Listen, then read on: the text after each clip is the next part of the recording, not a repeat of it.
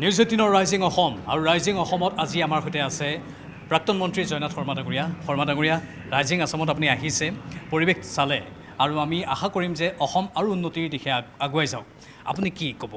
Rising আসামত আমি সঁচাকৈ ভাবিব পাৰোঁনে এতিয়া অসম উন্নতিৰ দিশত আগবাঢ়িছে নিশ্চয় ভাবিব পাৰোঁ আমি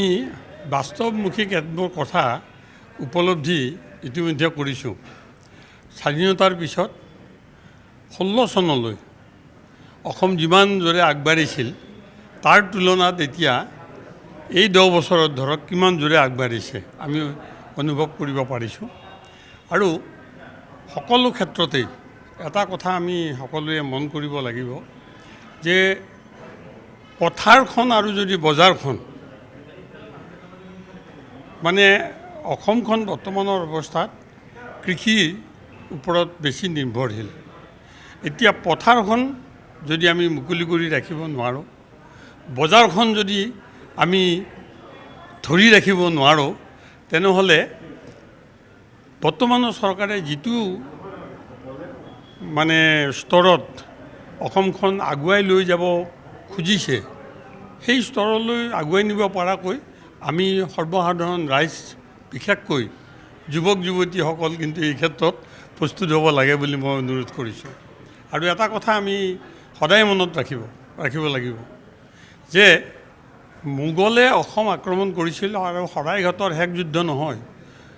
মোগলৰ আক্ৰমণ এতিয়া আমাৰ ওপৰত চলি আছে বিশেষকৈ যুৱক যুৱতীসকলক মই এই দিশটো ৰাজনৈতিকভাৱে সচেতন হৈ থাকিবলৈ অনুৰোধ জনাইছোঁ মোগলৰ সেই সময়ত ঔৰংজেবে এজন হিন্দুক সেনাপতি কৰি পঠাইছিল মোগলৰ সেনাপতি আছিলে যিয়ে আমাক আহি আক্ৰমণ কৰিছিল ৰজা ৰামসিংহ এতিয়াও কেতবোৰ আমাৰ ৰাজনৈতিক দল তেওঁলোকৰ হিন্দুৰ সেনাপতি দুই এজনে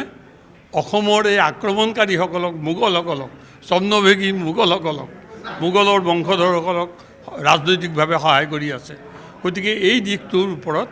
আমাৰ ডেকা ল'ৰা ছোৱালীবোৰে যুৱক যুৱতীবোৰে বা উঠি অহা প্ৰজন্মটোৱে সদায় ৰাজনৈতিক সচেতনৰে সতৰ্ক হৈ থাকিব বুলি মই আহ্বান জনালোঁ আৰু আপোনালোকক ধন্যবাদ জনাইছোঁ কাৰণ আপোনালোকে এই ৰাইজিং আসাম মানে অসম উন্নতিৰ পথত এই কথাটো আমি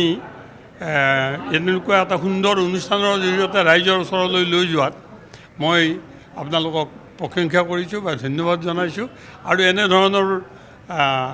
ইনোভেটিভ আইডিয়া কেতবোৰ আপোনালোকে চলাই থাকিব বুলি আশা ৰাখিছোঁ ধন্যবাদ কিন্তু ডাঙৰীয়া এনেকুৱা ধৰণৰ বহু কথা আছে আপুনি ক'লে একাংশ আমাৰ নিজৰ মানুহে আমাৰ উন্নতিটো নিবিচাৰে তেওঁলোকে তললৈ টানিব বিচাৰে সেইবোৰ বাৰু আমি হোৱাটো নিবিচাৰোঁ সেইবোৰ নিৰৰ্থক শক্তি নাহোৱাটোৱে বিচাৰোঁ সকলোৱে সদৰ্থক হওক আৰু ৰাইজিং আসাম প্ৰকৃত অৰ্থত সেই উন্নতিৰ দিশেৰে আগুৱাই যাওক এখন সুন্দৰ অসম হওক কিন্তু এইখিনিতে আৰু এটা কথা আছে যে আমাৰ ইয়াতে মঞ্চত উপস্থিত হৈ বহু অতিথিয়ে বহু কথাই কৈছে যে কেনেধৰণে এটা যুগ আছিল যি যুগত কেৱল প্ৰতিবন্ধকতা আছিল এতিয়া প্ৰতিবন্ধকতাবোৰ লাহে লাহে দূৰ হৈছে ৰাস্তা ঘাটৰ উন্নয়ন হৈছে মানুহে অলপ নতুন চিন্তা এটা কৰিবলৈ সাহস পাইছে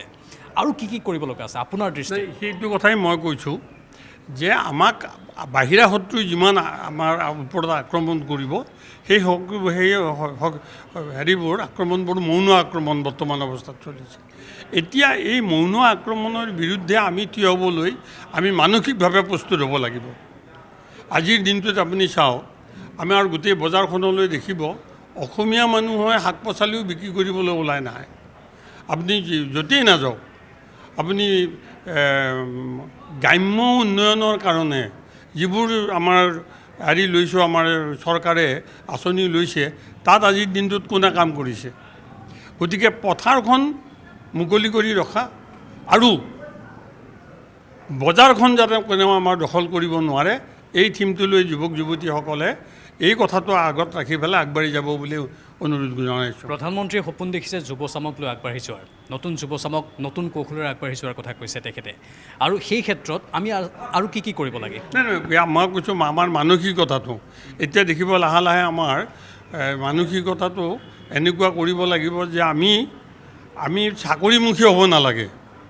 এতিয়া চাব বেছিভাগেই কেৱল চৰকাৰী চাকৰিৰ ওপৰতে নিৰ্ভৰশীল হৈ থাকিবলৈ বিচাৰে অসমখন তেতিয়াহে আগবাঢ়ি যাব যদি মই মানসিকভাৱে প্ৰস্তুত হওঁ যে মই কৰ্মবিমুখ নহওঁ মানে মই নিবনুৱা হৈ নাথাকোঁ, এটা মুহূৰ্ত মই এনেই অপচয় নকৰোঁ। এই কথাটো এই মানুহৰ মানসিক দৃঢ়তাটো লৈ যদি অসমৰ প্ৰতিগৰাকী